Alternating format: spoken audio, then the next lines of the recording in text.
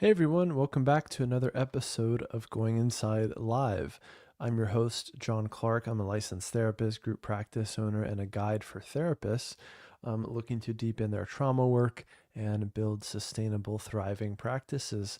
So, excited to answer some live questions with you again. I got a bunch of questions that were pre submitted, so thanks for that. I'll start with those. But for folks here live, go ahead and ask your questions in the chat and I'll knock them out one by one. As a reminder, if you want to work with me in a small group setting, you can always join Pathways to Self. It's my monthly membership program. The main offering is my weekly consult group where you can come and I walk us through an exercise or a IFS meditation, a somatic exercise, things like that. And then we do case consultation and questions and teaching, and it's a lot of fun. So you can always join, try it for a month and see if you like it. There's no commitment past then. And yeah, I'd love to see you in there and help you take your practice to that next level. Okay, first question from KB. The question is, the full question is, hey, would love to hear how you're liking / struggling with integrating parts work with SE. I'm trained in both and find that if I'm not more careful with pure SE, SE work can often bypass protectors. Okay, yeah, I find pure SE can bypass protectors, yet move life force when capacity is there. Do you ground / resource first with complex trauma? Yeah, well, let me answer your last question first, because that's really the big one and like the hot button topic. The pure IFS answer, in my experience, is often that IFS does not teach grounding directly, because going inside and accessing parts when you have some self energy is the ultimate grounding exercise. It's the ultimate coping skill. It's the end all be all of coping skills, right? If you have a fear of flying, you could treat the fear of flying and do exposure work. You could do IFS and teach them that skill of going inside and being with parts when they're scared. And by doing that, you can help your client overcome their fear of flying, for instance. So it's kind of chicken or the egg, right? Like, which one needs to happen first? You need to ground and resource first, especially with complex trauma. Or do you approach the work with IFS as your first line of defense or offense in this case?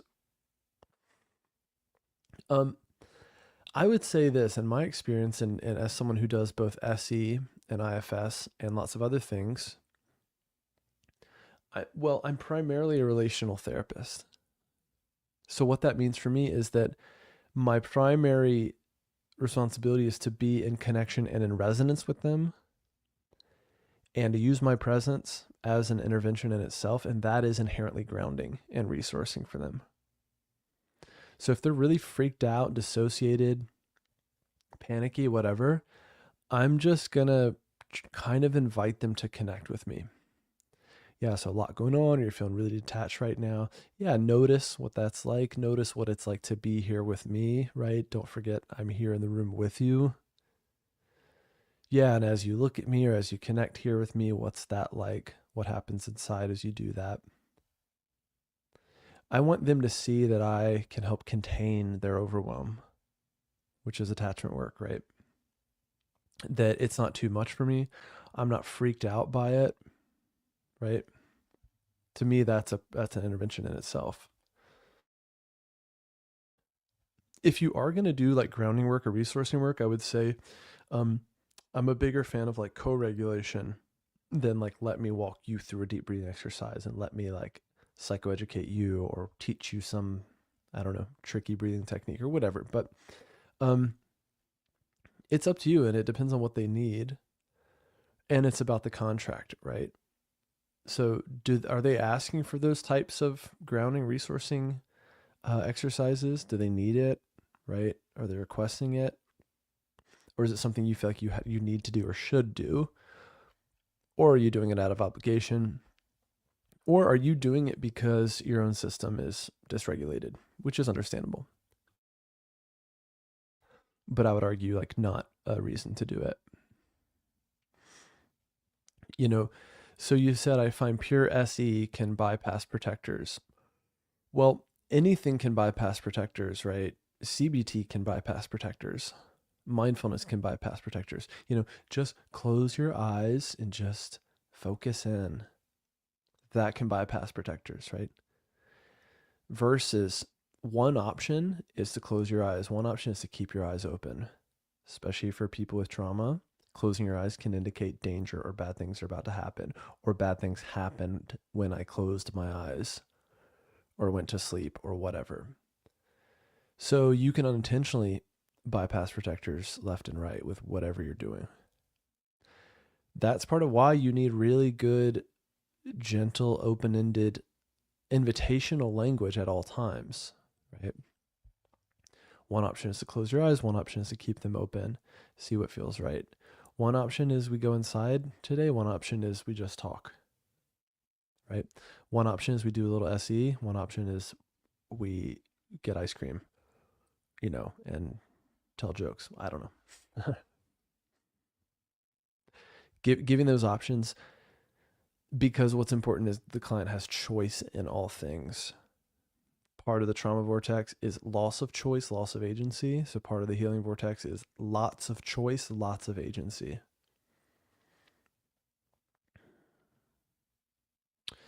It's a really good question.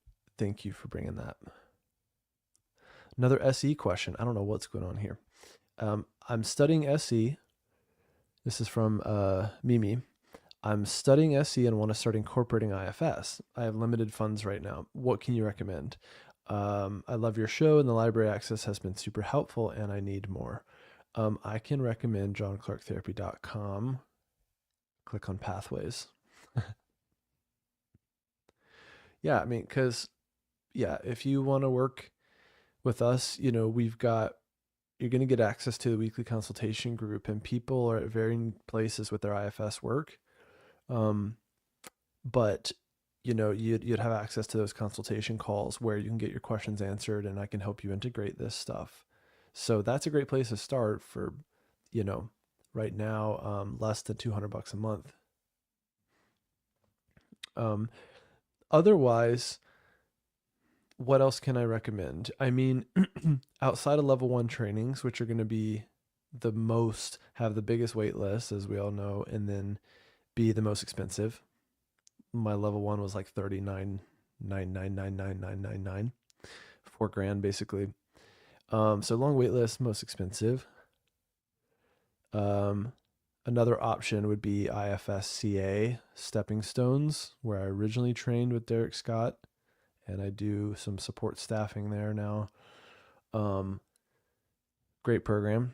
I would argue is a level 1 equivalent, although the Institute would hate me for saying that. Yeah, so those are great places to start. I mean, I think just getting some supervision on your work is really what you need, however you do that. So, I mean, if you could record sessions of you doing some IFS and bring that to me, bring it to Pathways, that'd be amazing. I can give you some guidance there. If you wanted to break down a session, if you had a client who consent to it and we could break it down on this show and do some live consultation on the show, that'd be really cool. This is just me, the content creator and me thinking out loud. Yeah. Offensively always thinking of like content ideas, like to a disgusting degree. But yeah. So really receiving the model and using the model are the best things. So receiving it through your own therapy, working with a good IFS therapist, and then incorporating it, trying it out, and ideally having some supervised practice is going to be your best bet. If not, just keep doing what you're doing. I mean, consume all the free stuff you can, consume all of our free stuff. Watch all the demos that we have here. I have like a demo dissection I did where I broke down my own demo. To me, stuff like that's really going to help you get the nitty gritty of the model and like the nuts and bolts. So to me, I think very technically, and I'm generally like a very present, but also very technical therapist. So big on technique, and there can be a lot of technique within IFS. although it's also very relational. Another SE question. Here we go. 3 for 3. Helena asks, I'm a fairly new SEP, that's Somatic Experiencing Practitioner, studying IFS, and when I get a new client, I get nervous about everything. How it'll go, how I'll mess up, will they like me, etc. I will push seeing them for a few more days. Yeah, I mean, I totally get this. And I would just say start by noticing the parts that are activated around this, um, and notice the want. Want is the other side of fear, right? So when I hear I want, like if someone's like, I want to be really successful, I'm always thinking that I'm hearing that as I fear being unsuccessful. And I ask them about the fear. So when I hear the wants here of, I want to know like how it'll go, if I'll mess up, will they like me? I want them to like me. What's scary about them not liking you? Because some people won't like you and some of your clients won't like you. Some of my clients don't like me, or they met me or we tried and they didn't like me, and that's okay. I mess up. So I do mess up, but attachment's about rupture and repair. So if I'm humble myself to moments where I mess up or miss the mark, then we can repair and move through that. And then how it'll go, I never know how it'll go. The whole thing is improvised, right? It's like doing improv. It's like a trust fall. No idea what they're going to bring into the session. Are they going to tell me, oh my God, I got engaged, my life's amazing, or I lost my job and now I don't want to live? I have no idea, but I trust that I can improvise and I trust that I can help them be with whatever they're holding. I don't have to fix it all or know what to do at all times. Sometimes I can just be in resonance with them and be a witness to what they're going through. Less is more. So you're only going to get through these fears if you lean into them and just start doing your work. Start seeing clients push through those fears, be with those fears, and do it anyway. Yeah. Okay, we have a we have a live question here. Yeah, thank you so much for the live questions. So keep those coming. Question is from Katayan. Any tips on how to work with corporate burnout using IFS?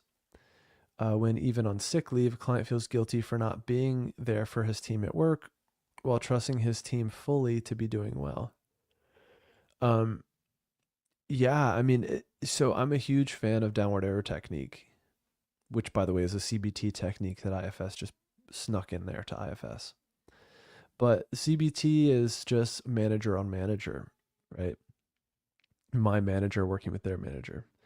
So this client has a part, he has a part that says, I should be there at work, or I'm letting people down if I'm not here, or if I don't do it, then it's not going to get done. Okay, what do you fear would happen if it doesn't get done? If you're not there because you're on leave right now and it doesn't get done? Well, then the team falls behind. And then what do you fear that would mean? And then we would have to fire people. And then what would that mean? And then I might lose my job. And then what would that mean? Then I'm a total failure. And then what would that mean? Just that. I'm a failure and I'm alone. So again, the rushing nesting to all of it is the core is exile holding the belief that I'm worthless, unlovable. And then the manager is working really hard to make sure that that exile doesn't get exposed. So you want to help gently pull back some of those layers, right? What's so scary about this all going wrong, right? So I would guess that he has a lot of unexamined fears, right? These are the things that are driving his anxiety that eventually drove his work, his overworking, and that eventually led him to burnout. And now he's on leave, right? Probably on sick leave because of his burnout. He's working too much and his immune system is like, nope, shutting down. Yeah. So when the client says, well, I feel guilty for not being there for my team at work, there's a part that says I should be there, or even when I'm not well, I should be there. I'm letting people down. What do you fear it means if you're letting them down? If they think, gosh, where is he? So you gotta, yeah, you just gotta peel back the layers of that until you get to the core. And when you get to the core, you're essentially in exile territory. So you got to be careful and go slow and gentle. Just work with whatever you're comfortable working with. But that's how I would think about it. I would help him explore the polarities inside, right? So parts that are overworking and feel like I need to work no matter what, and then parts that maybe say you need to slow down or this is too much or I don't want to do any of this, or parts that like to drink or smoke or numb out or whatever. So um I would guess that he probably has quite a few blatant polarizations, and if I were you, I would be listening for those and looking for those and kind of sussing them out. That's where the work is going to be. Yeah. Hope that helps. Yeah, good question. Um okay, I'll hang around if there are more questions. Another quick reminder, if you want to work with me weekly, join Pathways to Self. It's johnclarktherapy.com/pathways.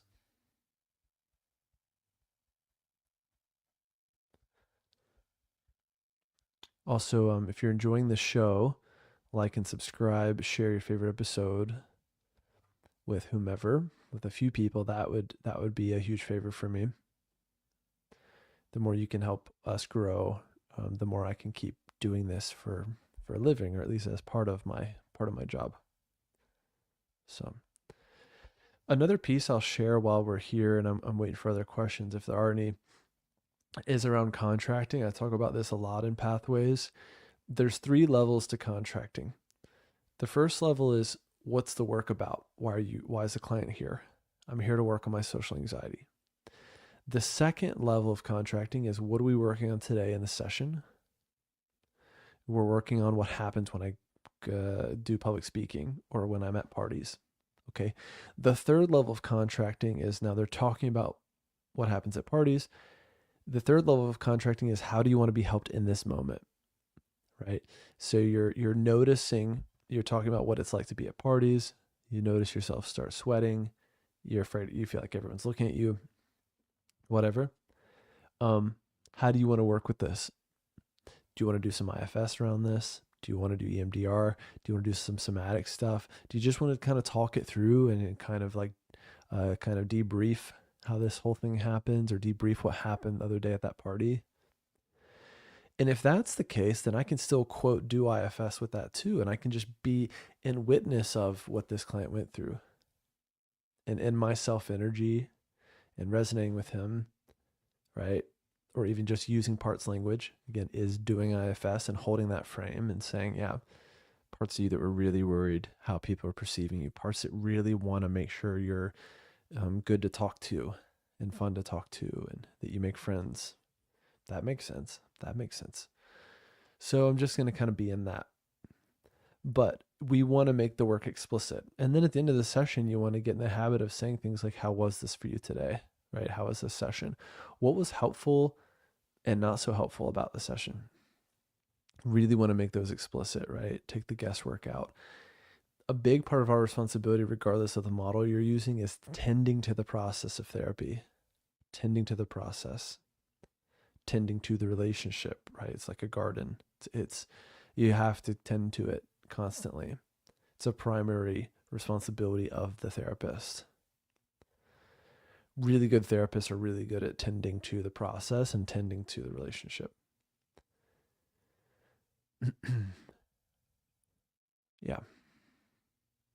Okay, that might be it for today. If that's the case, I'm going to go lay down on the couch, probably take a nap for my next call, and do that. So, yeah, thanks for being here. I hope this was helpful. If you've got questions for next week, you can always email support@johnclarktherapy.com. My team member, Lara, will help you to, she'll get your questions answered and bring them to me next time we meet. So let's see here. When are we doing this one again? So not next Tuesday, but the following Tuesday, the 17th. I'll be here again. So submit your questions ahead of time. If you are brave enough to do some live consultation with me and jump on camera with me, that'd be amazing. So email Lara if you're open to that. I'd love to do more live consulting. That's way more fun for me, but this is fun too. So you can email support@johnclarktherapy.com. That's Clark with an E, of course. And I look forward to seeing you all soon. Thanks for following along. Thanks for supporting my work, and take care of yourselves. Bye-bye.